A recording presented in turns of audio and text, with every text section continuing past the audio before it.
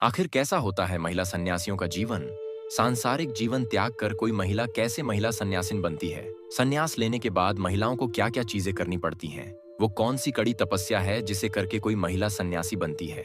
दोस्तों, आप लोगों ने अब तक कई सारे पुरुष साधु संतों को देखा होगा, लेकिन जब बात सन्यास ले चुकी महिलाओं की आती है तो उन्हें देखकर एक अजीब सी हैरानी होती है। प्यार और करुणा से भरी महिलाओं के बारे में कहा जाता है कि वो अपने घर, परिवार, संसार को संभालने के लिए कुछ भी कर देती है। लेकिन कुछ महिलाएं ऐसी होती हैं जो अपने उसी घर परिवार को छोड़कर अध्यात्म का जीवन अपनाती हैं। और आज की इस वीडियो में हम उन्हीं महिला सन्यासियों के जीवन के बारे में आपको बताएंगे कि कैसे वो सब कुछ छोड़कर अध्यात्म को अपनाती हैं। इतना ही नहीं दोस्तों, आज की इस वीडियो हम आपको एक ऐसे परिवार के बारे में भी बताएंगे जिन्होंने धर्म और सनातन के लिए अपनी 13 साल की बच्ची तक को दान कर दिया और अब उस बच्ची को साध्वी बनाया जा रहा। दोस्तों, एक तरफ जहां महाकुंभ में हमें श्रद्धालुओं का हुजूम लगा हुआ दिख रहा है, तो वहीं दूसरी तरफ दुनिया भर के साधु संत और सन्यासी महाकुंभ के शाही स्नान के लिए प्रयागराज पहुंच रहे हैं, जिनका जीवन और उनकी वेशभूषा सच में हैरत में डालती है। प्रयागराज में आए नागा बाबाओं की टोली तो आपने बहुत बार देखी होगी, और ऐसे साधु संतों को भी देखा होगा जो भगुआ वस्त्र धारण करके अध्यात्म के जीवन को अपना चूके हैं। वो भले ही नागा बाबाओं की तरह निर्वस्त्र नहीं रहते, लेकिन शरीर में एक कपड़ा लपेटकर पूरा जीवन ईश्वर की भक्ति में बिता देते हैं। पर सबसे ज्यादा हैरानी तो तब होती है जब हम महिला सन्यासिनों पर नजर डालते हैं। अपना घर, परिवार, संसार छोड़कर भक्ति के मार्ग को चुनने वाली ये महिलाएं किन किन हालातों का सामना कर चुकी होती है, किसी को नहीं पता। कुछ के परिवार वाले ही नहीं हैं, तो कुछ ने ससुराल वालों के उत्पीड़न झेले हैं, और कुछ महिलाओं ने तो सब कुछ होते हुए भी सन्यास का जीवन चुना है। यहाँ तक कि बड़ी बड़ी डिग्रियों को हासिल करने वाली महिलाएं भी आज दिन रात ईश्वर की भक्ति में लीन हैं। और दोस्तों, ऐसी ही एक महिला है जिन्होंने इतनी पढ़ाई लिखाई करने के बावजूद भी आज अध्यात्म को अपना वजूद बना लिया है। साध्वी गिरजानंदिनी कोई ऐसी वैसी महिला नहीं, बल्कि इन्होंने अपने जीवन में एक से बढ़कर एक उतार चढ़ाव देखे। जब इनसे पूछा गया कि आपने अध्यात्म का यह जीवन क्यों चुना, क्यों आप इस तरह रहती हैं, तो उनका सीधा सा जवाब था कि आज से 25 साल पहले जब मेरे पति इस दुनिया को छोड़कर गए, तभी मैंने ये निर्णय ले लिया था कि अब मैं संसारिक दुनिया को छोड़ दूंगी। जिस दिन मेरे बच्चे बड़े होंगे, अपने आप पर निर्भर हो जाएंगे, उस दिन मैं अपने सभी कर्तव्यों से आजाद हो जाऊंगी और सन्यासन का जीवन अपना लूंगी। अगर हम इनकी शिक्षा के बारे में बात करें तो ये बहुत ही ज्यादा पढ़ी लिखी हैं, जहां इन्होंने मैथमेटिक्स से पीएचडी कर रखी है और ये एक गोल्ड मेडलिस्ट भी है। इन्होंने मेंटल रिटार्डेड बच्चों में आरसीआई से 3 साल का डिप्लोमा भी कर रखा है। योगा नेचुरल थेरेपिस्ट भी है, जिसका भी इन्होंने 3 साल का डिप्लोमा कर रखा है। और तो और दोस्तों, इन्होंने एमएड भी कर रखा है। यानी कि ऐसा बिल्कुल भी नहीं है कि पति के गुजर जाने के बाद इन्हें आर्थिक तंगी हुई और इन्होंने कामकाज से बचने के लिए सन्यास का जीवन अपनाया, बल्कि ये इतनी पढ़ी लिखी है कि आज भी किसी भी अच्छी जगह पर नौकरी कर सकती है। इतनी शिक्षा और ज्ञान प्राप्त करने के बावजूद भी अगर कोई सन्यास का जीवन धारण कर रहा है, तो इसका मतलब साफ है कि उसका हृदय भक्ति को छू चुका है। अब उसे भक्ति मार्ग के अलावा और कुछ नजर नहीं आता। साध्वी गिरजा जी का कहना है कि सन्यास में पढ़े लिखे लोगों की भी जरूरत है, ताकि जो युवा पीढ़ी है उनके अंदर भी संस्कार लाए जा सके। जो पुरानी सोच रखने वाले साधु संतों के लिए थोड़ा मुश्किल हो जाता, उसी चीज को नई सोच और ज्ञान के साथ जब कोई पढ़ा लिखा इंसान दूसरों को समझाता है, तो वो बात उन्हें समझ में आती है। यहाँ तक कि जब इनसे पूछा गया कि आपके लिए सन्यास का अर्थ क्या है, तो ये साफ कहती हैं कि सन्यास का ये मतलब नहीं है कि आप सब कुछ छोड़ छाड़ कर बैठ गए। कर्म करना बहुत जरूरी है। यहाँ तक कि ये उत्तर प्रदेश के मुख्यमंत्री योगी आदित्यनाथ जी का उदाहरण देते हुए ये भी कहती हैं कि उन्होंने भी तो सन्यास धारण किया है, लेकिन क्या वो अपना कर्म नहीं कर रहे हैं?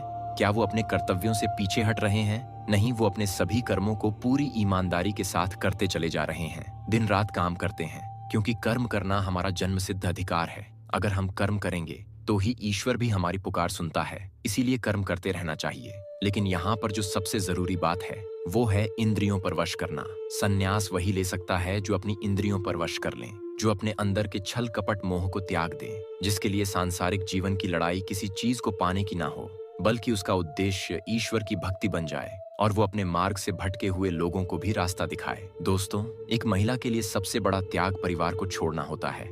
ऐसे में जब इनसे पूछा गया कि परिवार और बच्चों को छोड़कर कैसा महसूस होता है, तो इनका साफ कहना था कि परिवार तो यहाँ भी बन जाता है। हम जहाँ अपने साथी सन्यासियों को अपना माता पिता, भाई बहन सब बना लेते हैं, उनकी फिक्र करने लगते हैं, उनकी देखभाल करते हैं, किसी को भी हमारे आसपास तकलीफ ना हो इस बात का ख्याल रखते हैं, क्योंकि ये इंसान का जीवन हमें इंसानियत दिखाने के लिए ही मिला है। संन्यास का अर्थ ये बिल्कुल भी नहीं है कि हम अपने अंदर की सारी इंसानियत को खत्म कर दें। अगर कोई सामने मौजूद व्यक्ति तड़प रहा होगा तो हमारे हृदय में भी पीड़ा होगी, हमें भी उस पर दया आएगी और हम भी उसकी मदद करने के लिए आगे आएंगे। लेकिन हाँ, संन्यास लेने के बाद हम दूसरों की पीड़ा में मदद तो करेंगे और जहां तक हो सकेगा उसके लिए खड़े भी रहेंगे, लेकिन किसी की भी पीड़ा, यहाँ तक कि अपनी पीड़ा के बारे में भी चिंता नहीं करेंगे, क्योंकि संन्यास में हमें अपनी सोच पर काबू रखना बहुत जरूरी है।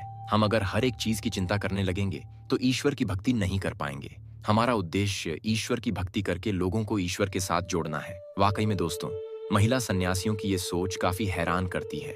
पर दोस्तों, हर सन्यासी का जीवन ऐसा नहीं है। कई महिलाएं सांसारिक जीवन में बहुत दुख दर्द झेल चुकी होती, घर परिवार वालों ने इतना सताया होता है कि अब ईश्वर ही उनकी एकमात्र उम्मीद होता है, जिसके लिए वो सब कुछ छोड़ देती। और एक सन्यासी बनने के लिए जो सबसे पहला कदम होता है वो होता है अपना खुद का पिंडदान करना। पुरुष संतों की तरह ही महिलाओं को भी अपने पुराने जीवन को त्याग देना होता है। अपने माता पिता, रिश्तेदार, किसी से कोई संबंध नहीं रखना होता है।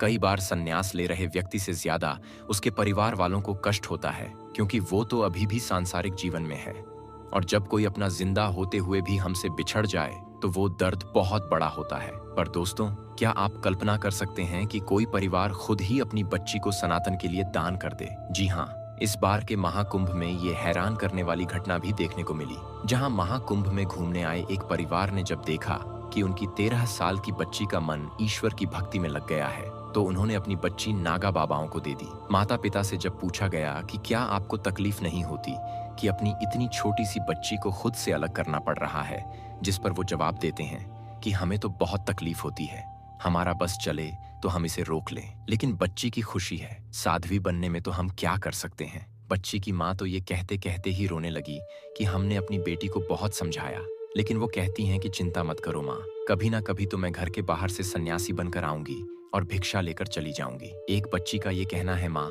मैं आऊंगी और मुझे भिक्षा देना और मैं चली जाऊंगी। ये सुनकर ही कोई भी माता पिता रोने लग जाएगा। हर माता पिता का सपना होता है कि उसकी नन्ही सी परी जब बड़ी होगी तो कोई राजकुमार आएगा जिसके साथ हम उसे विदा कर देंगे, फिर उसका संसारिक जीवन आगे बढ़ेगा और वो अपने घर परिवार और संसार को संभालेगी। पर शायद ही कोई ये सोचता होगा कि हम अपनी बच्ची को एक सन्यासी जीवन चुनने देंगे, जहां वो सभी से दूर चली जाएगी। हम चाहेंगे तब भी उससे मिल नहीं पाएंगे। कल को वो किसी दुख तकलीफ में होगी तो भी हम उसका हालचाल नहीं ले पाएंगे। बच्ची के बीमार होने पर उसकी देखभाल नहीं कर पाएंगे, क्योंकि एक बार अगर किसी ने सन्यास ले लिया तो परिवार वाले उसे अपना समझें या न समझें, लेकिन सन्यासी का जीवन धारण करने वाले व्यक्ति को उन्हें भुलाना पड़ता है। और अब ये सब कुछ इस छोटी सी बच्ची को भी करना है। गौरी जो माता पिता के साथ प्रयागराज घूमने आई थी, अब वो यहीं की होकर रह जाएगी। दोस्तों, गौरी का पुराना नाम राखी है और वो सन्यासी जीवन की ओर चल पड़ी है। महाकुंभ शुरू होने के बाद 19 तारीख को उसका पिंडदान होगा और उसके बाद वो पूरी तरह से एक साध्वी बन जाएगी। गौरी तो ईश्वर की भक्ति में आगे बढ़ जाएगी,